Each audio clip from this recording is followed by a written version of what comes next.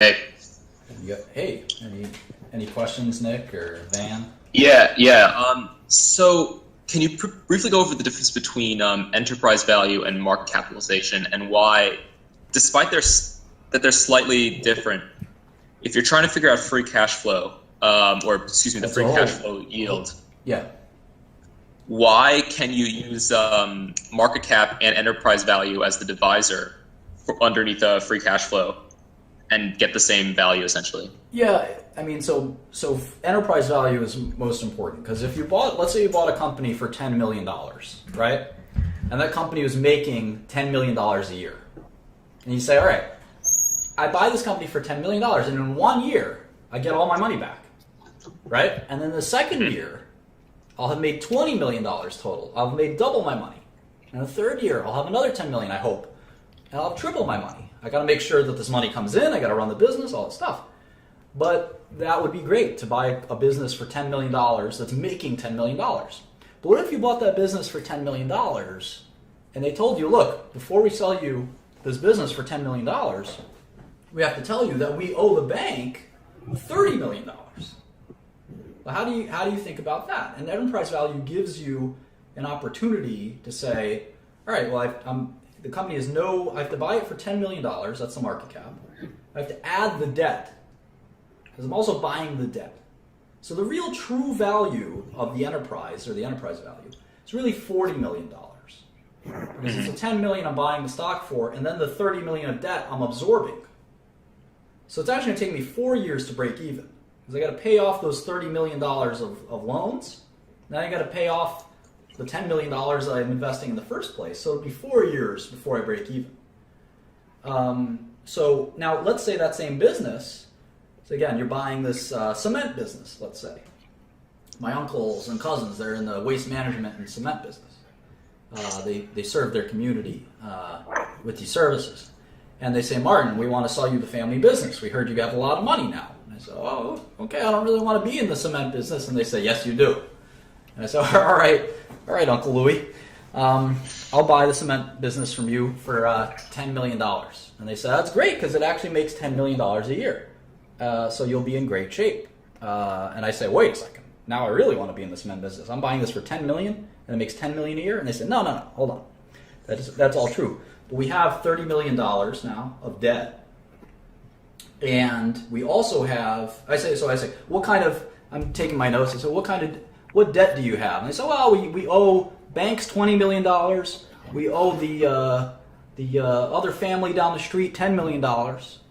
And so, okay, so you have a total debt of $30 million. 20 to the bank, 10 to a lender, $30 million of debt. Or how much cash do you have? And they say, all right, well, it's a family business, so they're not really sure what's going on. They look at the registers, they look in the bank statements, and they say, we got a total of $10 million. So, okay, so I'm buying this business. Let's go to YouTube for a second. I'm buying this business for $10 million. I'm buying all the stock. So that's the stock price and the shares outstanding. And you can see that those two things basically don't matter. The stock price, the shares outstanding, it doesn't make a difference. I'm going to multiply the two of them anyway. And it's going to equal 10 million. So my Uncle Louie, he can have 1 million shares, right, at $10 each. And I can buy all 1 million shares from him and his cousin Vinny.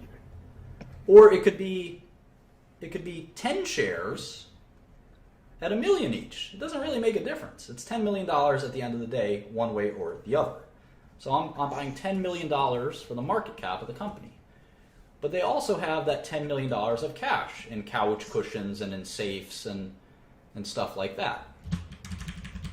And then they told me that they owe $30 million.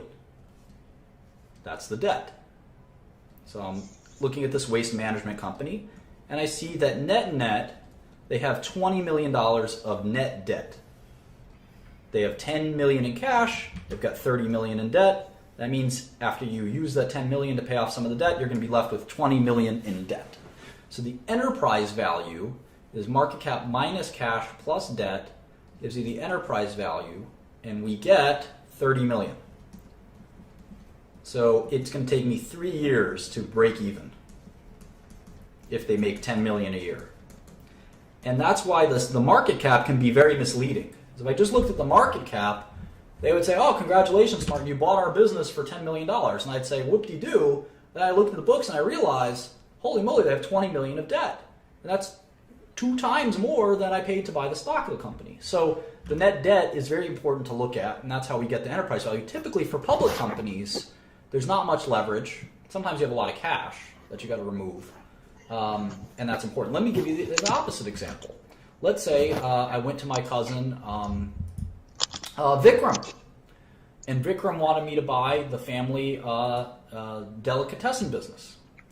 And he said, "All right, Martin, I want to give you $5 million. I want you to give me $5 million. $5 million. You can buy all the family's delicatessen businesses in the tri-state area." I said, "Wonderful.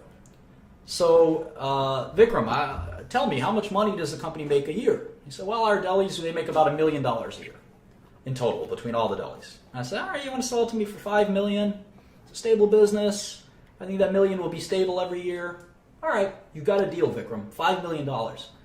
And then I say, "All right," and Vikram doesn't know business, but I do. So I say, "All right, Vikram, how much debt does your company have?" And he says, "Martin, what are you talking about? We don't have any debt." "Okay, no debt." I'm writing down my notes. Debt, 0. Okay, how much cash do your delis have? So, last time, let me get back to it. I haven't counted in a while. And I said, "Well, we still have a deal, right? It's $5 million, and I get all of the assets, the cash, the debt, the inventories, the accounts receivable, everything is mine." And I say, and he says, "Yes, that's the deal. $5 million, you get all my business." And I look into and he comes back to me tomorrow, and he says, "Martin, I just added it all up, and I know we signed the agreement that says I get everything, but there's $3 million of cash in all my accounts." And so, "That sounds great, Vikram. I basically just bought all of your delis for $2 million, right? Because the $3 million in cash, I just sort of take out. I'm buying your delis for $2 million, if that makes sense." Okay. So that's sort of the way enterprise value works. You have to strip out the financial aspect of the company from the operational aspect of the company. And in this case, cash minus debt, there's $3 million of net cash. Unlike my Uncle Louis' waste management business, where there was $20 million in net debt. Here, there's $3 million in net cash. So anyway, the enterprise value is important because, like he said, it was making $1 million a year, this deli business. It's a $2 million enterprise value. That means I'm going to make all my money back in 2 years, which is a really remarkable thing. When you buy stocks in the stock market, it's about a 15-year payback, which seems a little crazy. And Vikram did get straight hustled, as we'd say in Brooklyn, which is my home stomping grounds.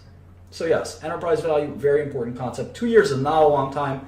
If you buy your average stock right now is about a 15-year payback period. So if you can find something that's just as risky with a 3-year payback period, you'll be a genius investor, or a 5-year payback period. And that's what private equity is, I think, very exciting compared to the stock market. So I've done a lot of deals where I've gotten my money back in 3 months, 6 months. Sometimes I've had to raise the prices of the drugs very quickly.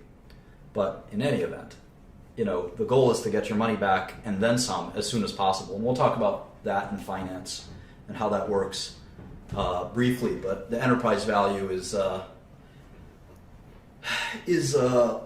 of the concept here. All right. So that's why you want to use EV instead of market cap for when you calculate things like free cash flow yield. Correct. Or other multiples. Very nice, Nick. Very nice. You sound like you're a very promising student.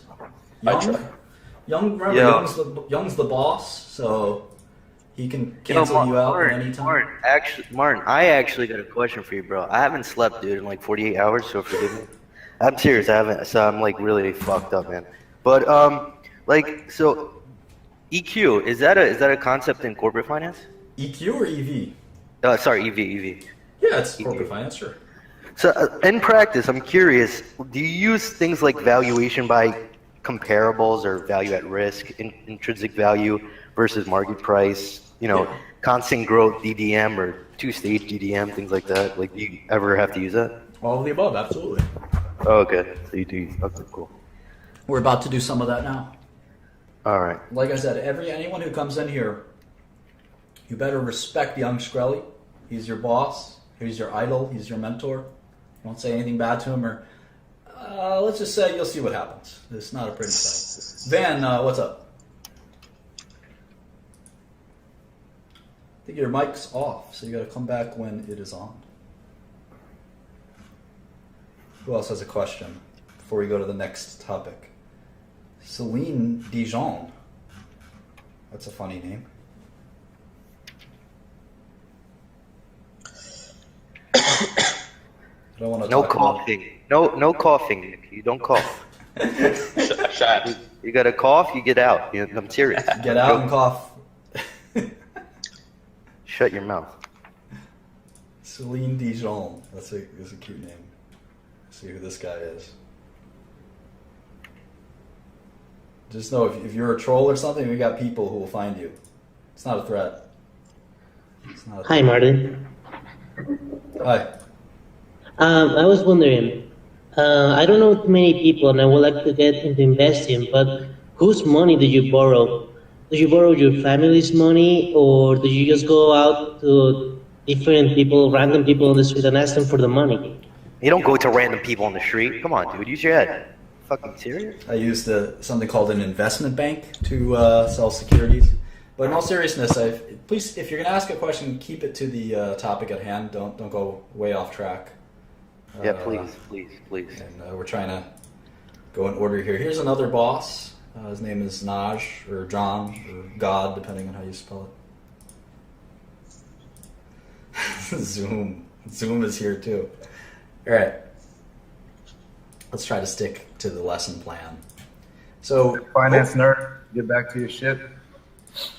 So hopefully we got our 6 major variables: stock price, shares outstanding, market cap, cash, debt, and enterprise value. And we've learned how to look them up.